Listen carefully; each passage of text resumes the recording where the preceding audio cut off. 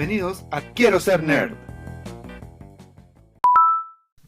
Hola, ¿te gustan los videojuegos, pero piensas que no tienes los suficientes datos freak en tu vida? Este es el lugar para ti. Mi nombre es Sebastián Maldonado y esto es Quiero Ser Nerd, Historia de los videojuegos.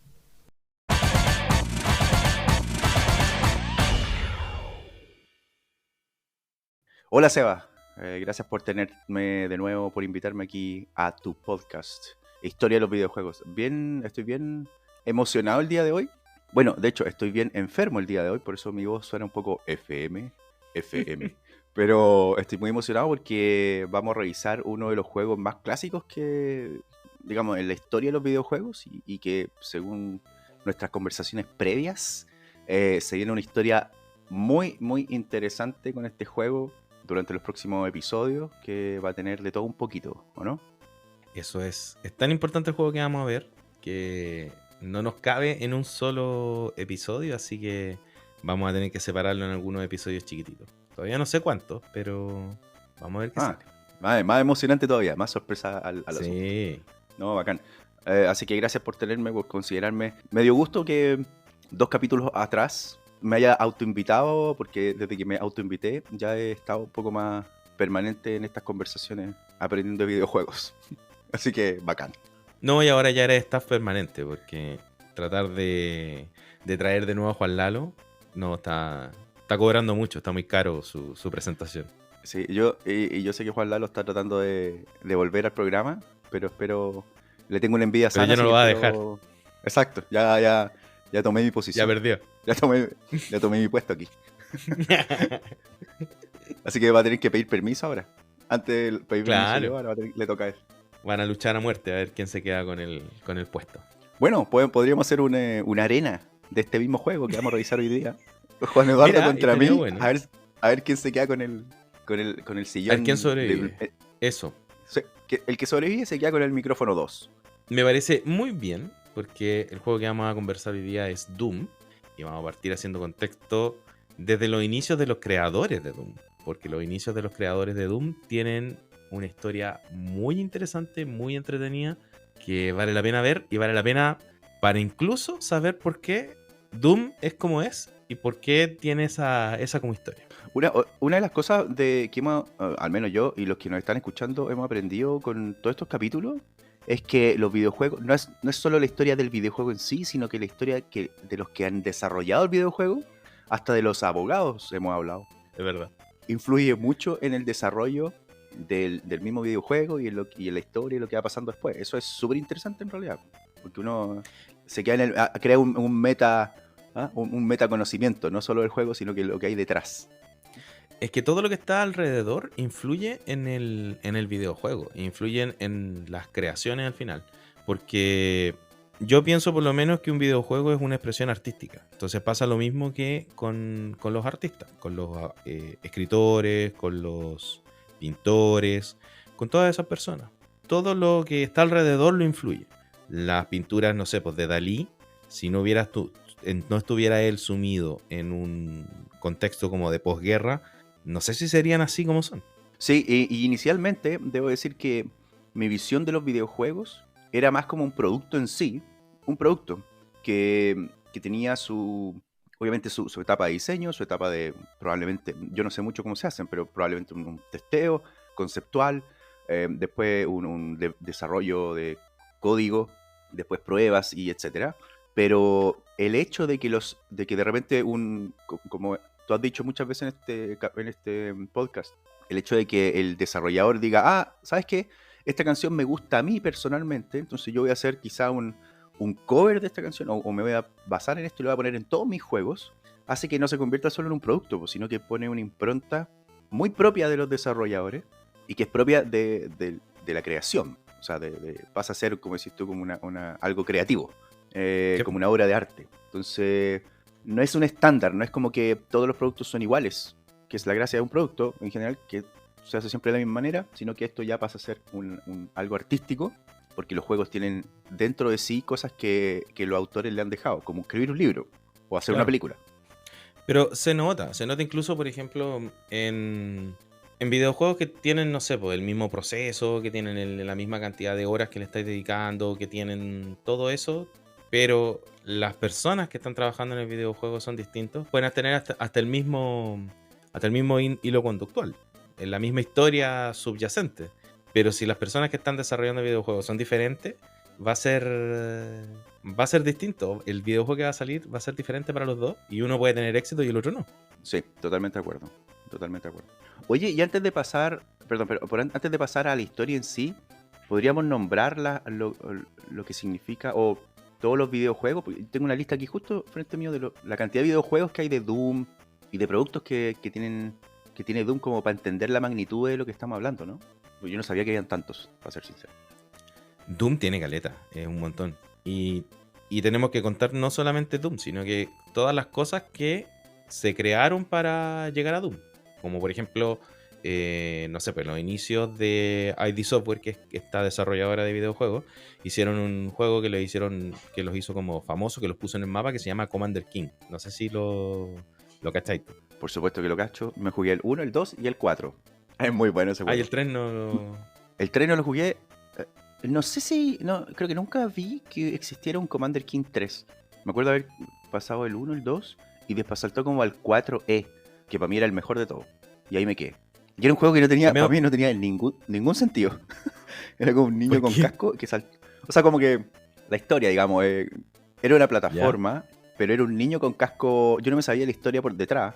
Un niño con casco amarillo que estaba con un planeta alienígena y tenía un pogo, que es como esto, un palo esto que tú te paras y saltas más alto. Ah, sí. Que tiene como un resorte en la parte de abajo. Entonces Sí. era como tu arma. Y tenía una pistola que incluso me acuerdo que no necesariamente mataba a los malos, sino que los aturdía y a veces revivían. A partir del 2. En el 1 lo matabais con la pistola y encontraron que era mucha violencia, entonces lo cambiaron para que la pistola los aturdiera en vez de que los matara. Bueno, sí, a ver, cuéntame un poquito de la historia. O te cuento, espera, es que no quiero... solo quiero decir todos los juegos que hay de Doom, como para entender Dale. la magnitud que porque a mí me sorprendió.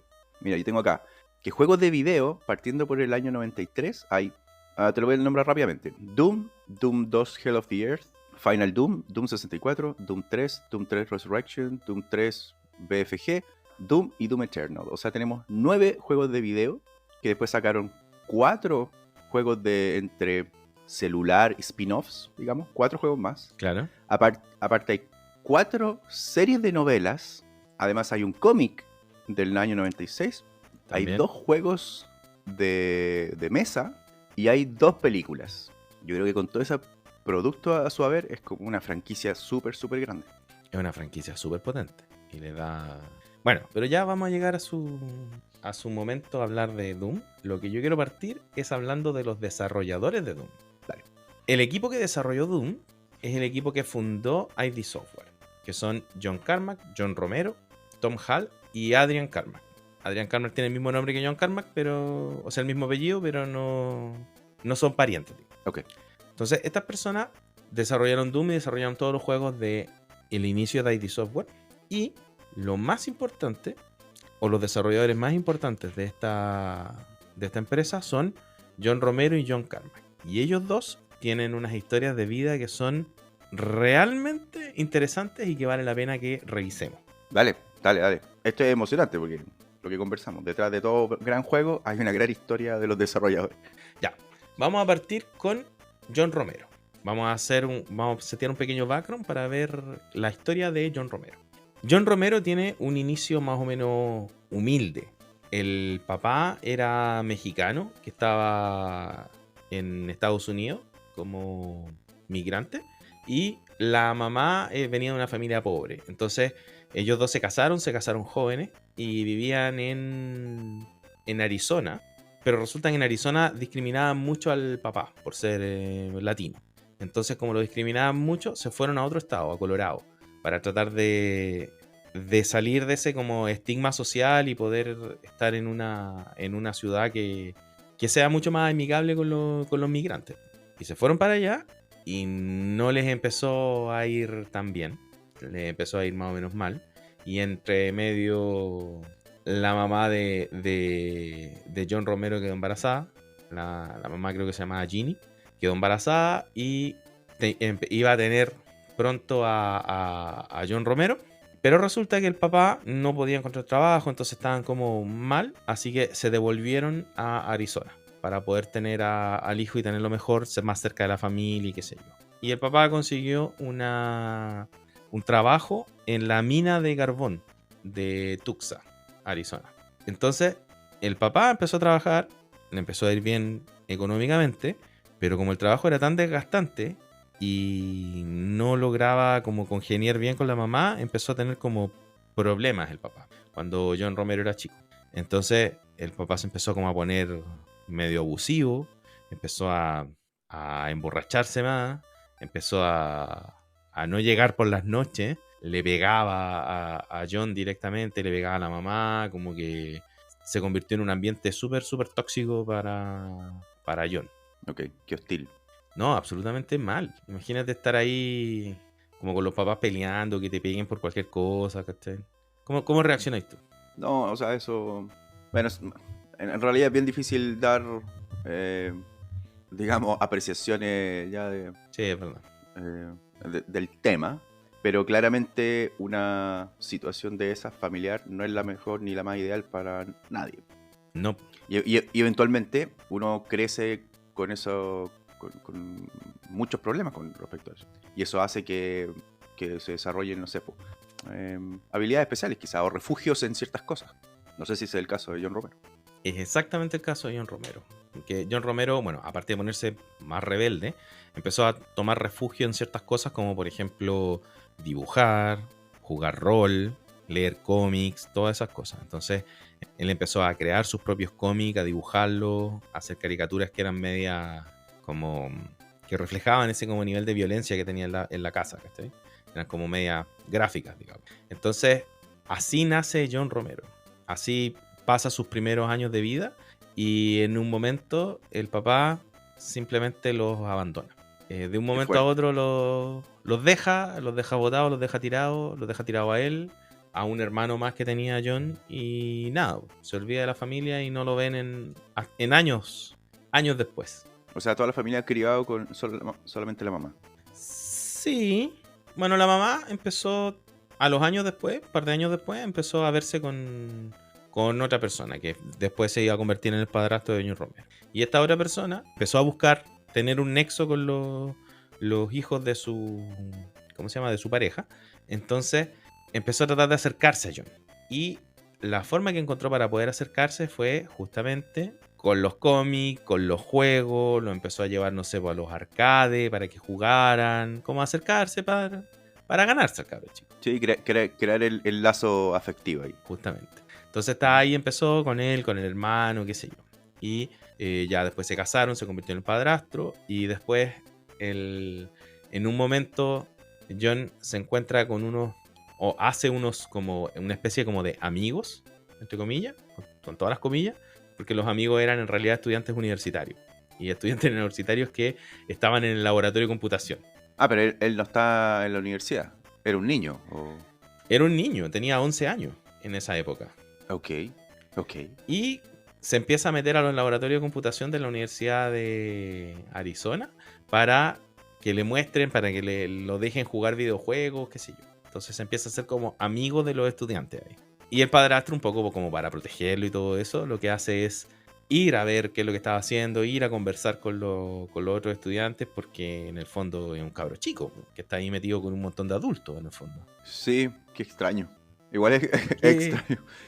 O sea, inicialmente en vez de decirle a un niño de 11 años que no se vaya a meter en un lugar donde hay adultos, como que va a conocer a los adultos. Sí, es que o sea, no como es que nunca le prohibió ir a meterse no al es que no le laboratorio. haya prohibido, es que en un momento ya se rindió. Claro, también. Buen punto. No es que no le haya dejado irse a hacer la cuestión o como que haya sido muy permisivo, sino que Si no puedes contra simplemente ellos, no le únete. hacía caso. El buen se iba a meter allá y chao. Sí, ok. Yo conozco algunos así. Sí. En la universidad habían varios así. Se metían Sobre ahí en todo el que estudiaban laboratorio de computación. computación. Exacto. No lo sacáis más de ahí. Sí. Bueno, y resulta que como que empezó a hacerse de estos amigos, entonces el padrastro fue como a conocerlos, qué sé yo. Y ahí le pidió que no lo dejaran solamente jugar juegos, sino que le enseñaran como algo útil. Y estos locos le empiezan a enseñar a programar. Y le enseñan a programar. Había un mainframe, entonces el loco le empiezan a mostrar las aventuras de texto, le empieza a gustar y no sé qué, y se empieza a meter ahí como en la programación. Y en un momento está ahí programando y programaba como en estas tarjetas perforadas. Entonces él tenía su videojuego, su cuestión de texto, con puras tarjetas perforadas. Esto, tarjeta perforada, estamos hablando de los años 70 y 80, No, ok. sí, lo que pasa es que el computador que lo dejaban entrar a él para usar no era el más nuevo de la universidad tampoco. Ah, ya, ok. Ocupa, claro, el que sobra, el que nadie está ocupando, eso Ocupa el que sobra, sí, pues no ocupía así el último no. Exactamente. Entonces ahí es donde le enseñaron a programar, donde le mostraron como la rutina, las cosas que podían hacer, y él empezó a hacer su primer juego, que era una aventura de texto. Hasta que resulta que en el camino de su casa a la universidad, en un momento se le cae la cuestión donde llevaba las tarjetas perforadas y se le esparcen. Y pierde algunas, no las puede ordenar. Es como de película, es como de comedias románticas. En medio de la lluvia, te apuesto. Fue un día una noche de lluvia. Claro, una noche de lluvia. Pero sí, pues, es como de película cómica, trágica, como lo malo que le pasa al niño, digamos. Y no las puedes ordenar, pero ¿y qué pasa? O sea, todo lo que programaste se te pierde si es que tú no las pudiste ordenar. Ah, no te puedo creer. No podí nunca más volver a cachar cuáles son cuáles, ¿cachai? Chuta, qué grave. Sí, pues.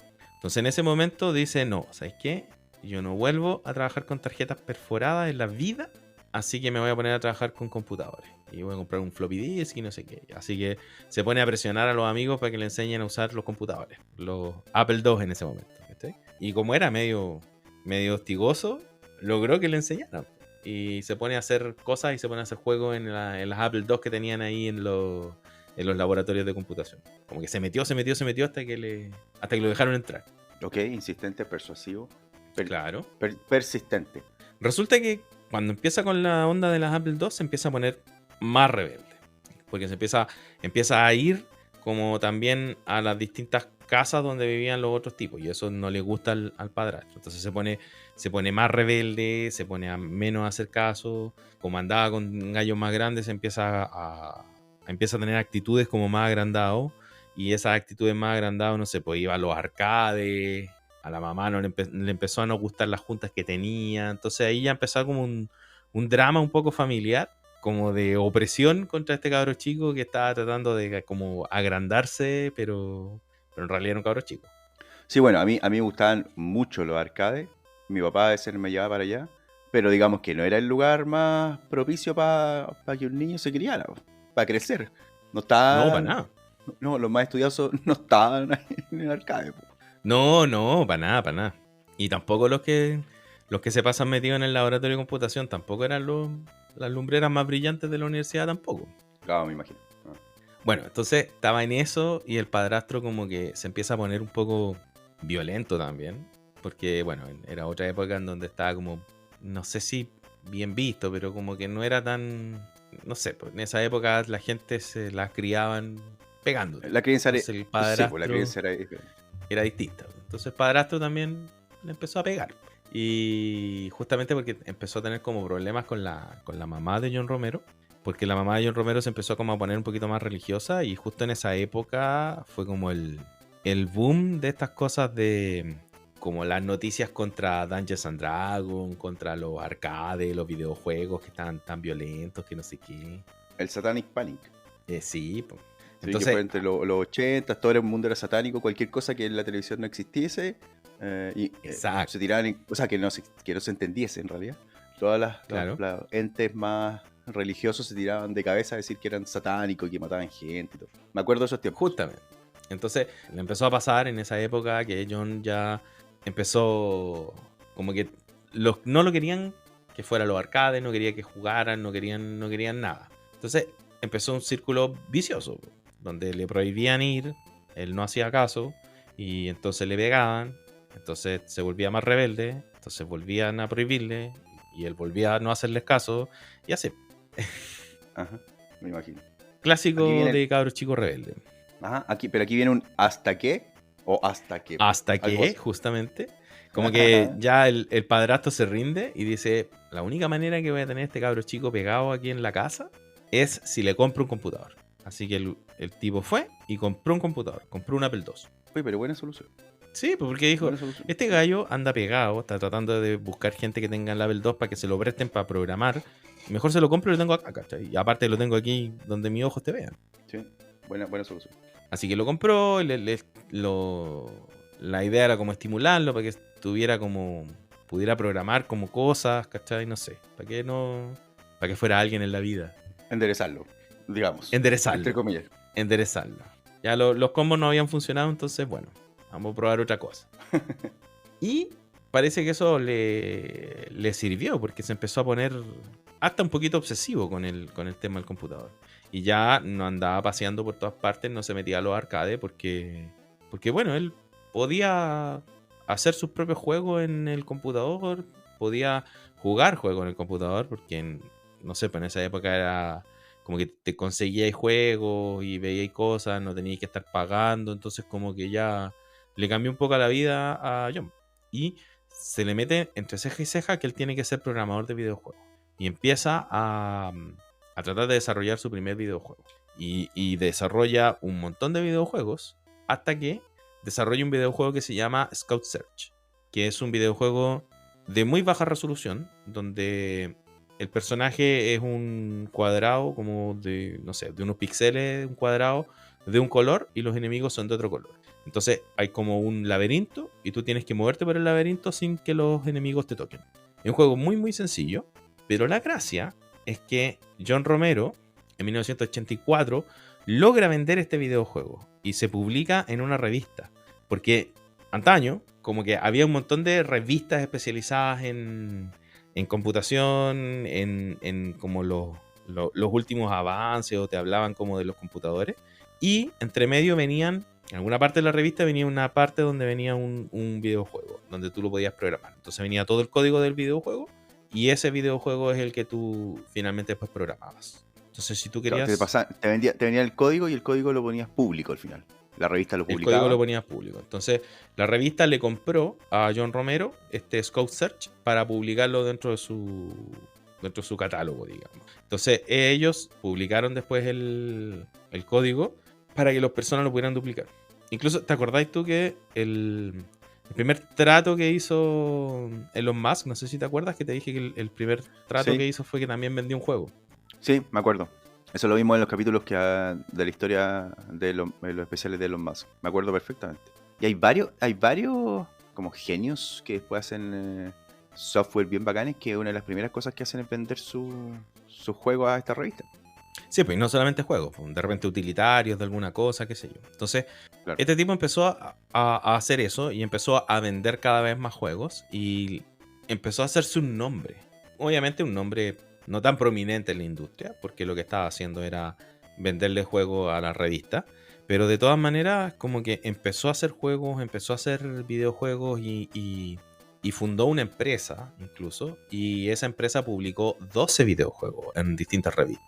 Y concursaba en cosas, se ganaba premios, de repente lo llamaban para que trabajara en alguna pieza de algún juego.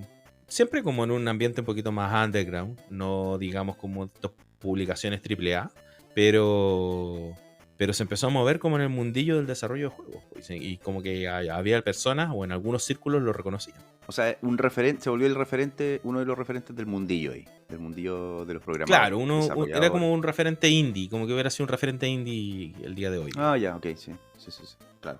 Bueno, resulta que mientras estaba en todo eso, conoció a su primera esposa. Y como era su primera esposa, ya tenía que... O sea, estaba pensando en casarse, estaba buscando como un trabajo que fuera un poquito más estable. Y si bien es cierto, ganaba plata con esta cuestión independiente, no lograba hacer la cantidad de plata suficiente como para poder, ¿cómo se llama? Como para poder sustentar una familia, digamos. Sí, bueno, en el mundo indie, desarrolladores que recién esta industria está empezando, claro, la plata no es algo que sobre. Siempre están bajo presupuesto. Sí, pues entonces pensar en casarse y formar una familia está como un poco lejano. Así que lo que hizo este tipo dijo, ya, ¿sabes qué más? Yo quiero hacer videojuegos, entonces lo que yo voy a hacer es buscar dónde yo quiero trabajar. Y en ese tiempo, la empresa máxima de trabajar en videojuegos era una empresa que se llama Origin. Origin es una empresa del creador de la serie Ultima. Ah, Última es de RPG. Ultima es de RPG. De hecho, es la primera serie de RPG que sale en la historia de los videojuegos. Ajá. Está Sí. interesante para un capítulo. Sí, está interesante un capítulo después. Y es súper importante e influencia a mucha gente. Entre ellas, John Romero, obviamente. Que obviamente había jugado Ultima y quería trabajar en esa empresa justamente porque eran los que desarrollaban la serie Ultima. Ya, bueno. Bueno, entonces él puso todas sus expectativas en trabajar en Origin. Así que, ni corto ni perezoso, él ideó un plan para poder trabajar en Origin. Así que en una de estas exposiciones como de ferias como de videojuegos, qué sé yo, compró una entrada para una de estas exposiciones y fue a ver dónde estaba ¿cómo se llama? El stand de Origin. Y en el stand de Origin estaban ahí mostrando Ultima, qué sé yo. Y él había desarrollado un videojuego especialmente diseñado para lo que iba a hacer ahora.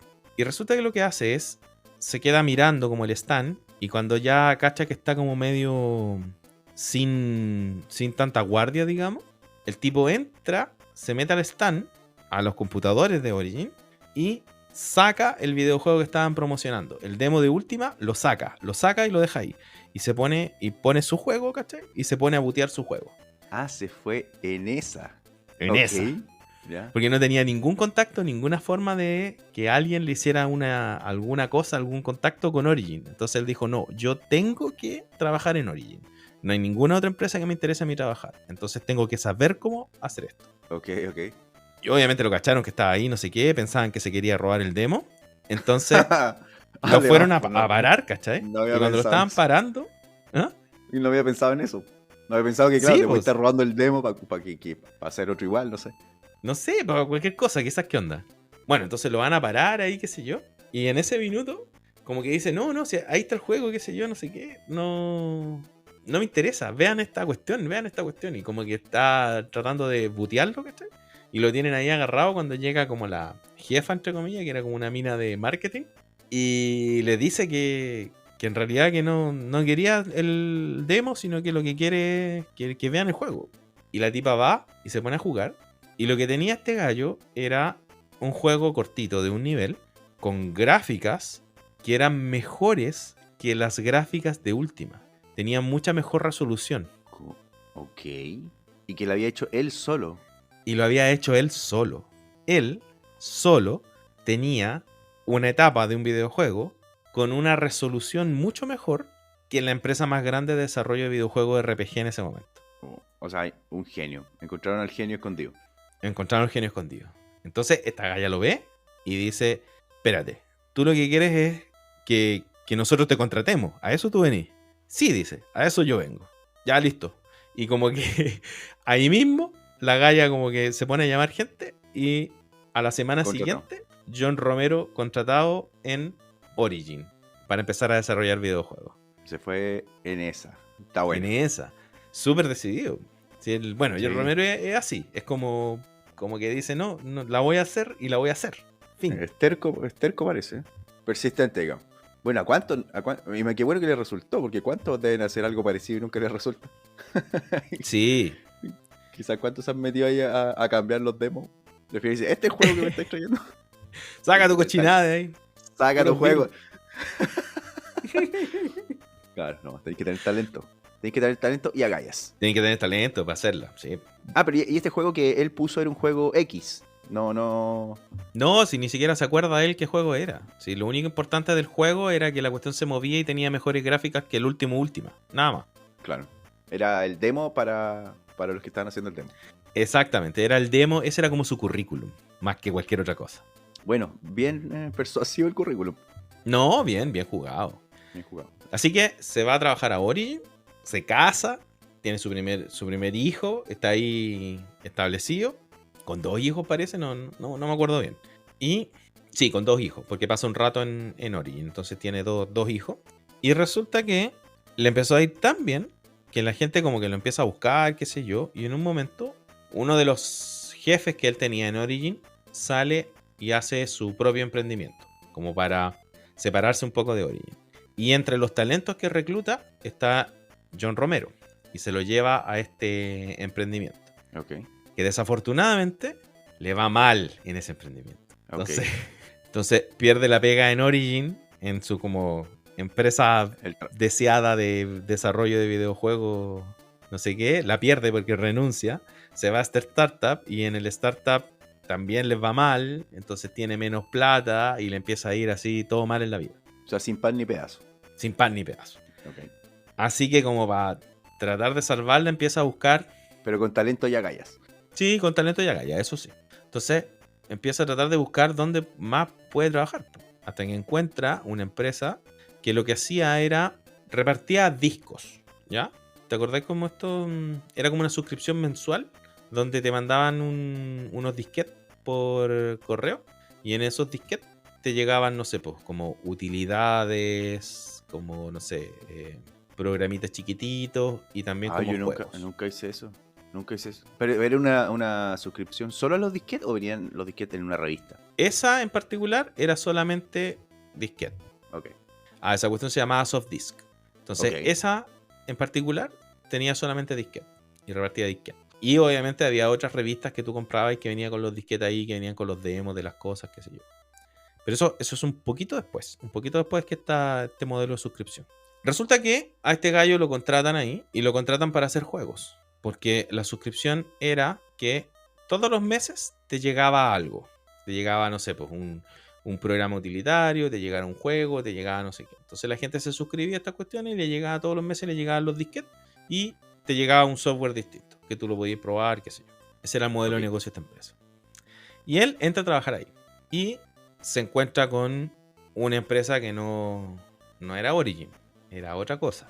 Una empresa de mucho más capa caída, con un enfoque mucho menos fuerte en los juegos, porque si tú estás desarrollando un juego y tenías un mes para desarrollar un juego, no te sale el mejor juego de la historia.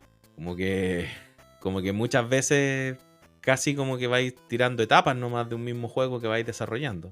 Claro, me imagino. Aparte que esos que te llegan por suscripción, esos no eran de buena calidad, pues finalmente. No, pues eran terrible malos.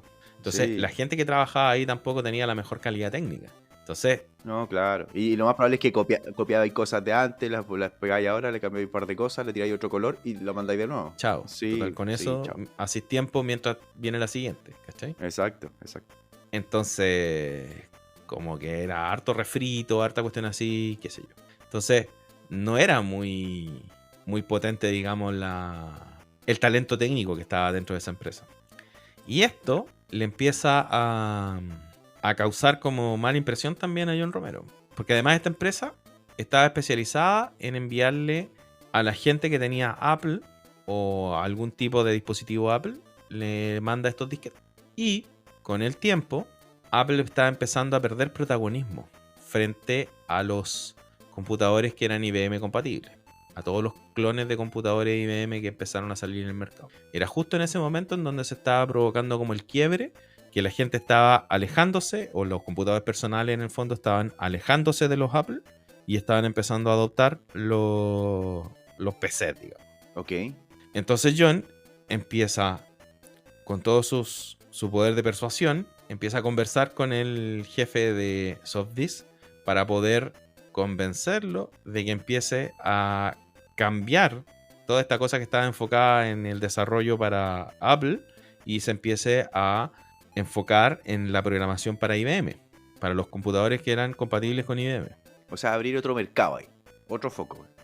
Entonces, claro, abren otro mercado y John Romero se ve en un inicio trabajando para esta nueva suscripción para los computadores IBM compatibles, que era otro mercado, y resulta que estos computadores, o sea, la gente que trabajaba ahí no era tan hábil técnicamente. Entonces él le empezó a hacer como de líder técnico de todas las divisiones. Entonces toda la gente que programaba estos utilitarios, que programaba como estas cositas chiquititas que se hacían para llenar el CD, el disquete, él estaba trabajando y ayudando a todo el mundo ahí. Así que más encima, ya no estaba desarrollando videojuegos. Ok. Así que no digamos que John Romero estaba muy contento, que digamos, con su situación. Me imagino. Además, Sí, además, esa empresa que se había convertido en su momento en una empresa multimillonaria, o no multimillonaria, pero que le iba muy bien, estaba perdiendo ventas, porque ya El modelo el está modelo de obsoleto. negocio estaba empezando a desgastarse, estaba empezando a quedar Claro. obsoleto. Ajá. Así que convence Ahí viene la mejor al... idea. Sí. Así que cuando estaban ahí en estos como problemas económicos, qué sé yo, John Romero logra convencer al dueño de Softis que abra una división o una suscripción solamente con juegos para los computadores IBM. Y para eso le pide como gente, que le preste gente, qué sé yo. Así que él logra reclutar dentro de la misma empresa a un tipo que hacía como el diseño o la conceptualización de los distintos juegos para la Apple, que es como un diseñador de videojuegos, que es una de las personas que después funda con él ID Software, que es Tom Hall, y a uno de los artistas, a una de las personas que hacía como arte o arte digital dentro de la empresa, que es Adrian Carmack. Entonces ellos tres están ahí como empezando a armar la división de juegos IBM, pero resulta que como tenían que entregar un juego todos los meses, que después convencieron al jefe de que no fuera todos los meses, sino que fuera cada 2 meses, necesitaban a alguien más programando, porque si no era demasiado trabajo y no alcanzaba con los deadlines. Y ahí llegó John Carmack. Y ahí llegó John Carmack, que John Carmack ya trabajaba para Softdisk.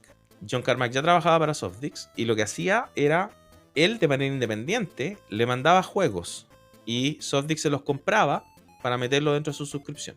Entonces no era que él estuviera... Él cuando quería mandaba el juego nomás. Y ahí los otros se lo compraban para meterlo dentro de la tirada de cosas. Ah, ya, ok. Era como John Romero en su inicio. Como John Romero en sus inicios. Entonces, ahí es cuando estaban todo el rato como tratando de reclutarlo, porque de Softdisk siempre lo querían reclutar, siempre lo querían como capturar a este talento que estaba afuera, porque también cachaban que era como bueno, que hacía buenos juegos, qué sé yo. Así que también lo trataban de reclutar. El tipo siempre decía que no, porque John Carmack es bien especial para sus cosas. Ya lo vamos a ver a él. Y resulta que en un momento John Carmack se queda como corto de plata. Entonces le dice a la gente de Softdisk si en vez de que le depositen el cheque, qué sé yo, si le pueden pasar la plata en efectivo, como para no quedarse sin plata. Y la gente de Softdisk dice, ya, ven para acá, no hay problema, pero en el momento que tú vengas, tienes que pasar a conversar con nosotros, para ver si es que te podemos convencer de que te quedes trabajando con nosotros, qué sé yo. Entonces John Carmack dijo, ya, filo, total, necesito plata, voy a buscar el efectivo y filo, me mamo la entrevista con estos locos. Chao. Así que llega John Carmack y llega a una división que se estaba recién creando, donde estaba John Romero, donde estaba Tom Hall, y se ponen ellos a hablar de videojuegos. Y John Carmack con John Romero como que enganchan. Y se ponen a hablar como una discusión técnica sobre los distintos como problemas que tienen para desarrollar y las distintas técnicas que usan para sacarse esos problemas de encima, qué sé yo.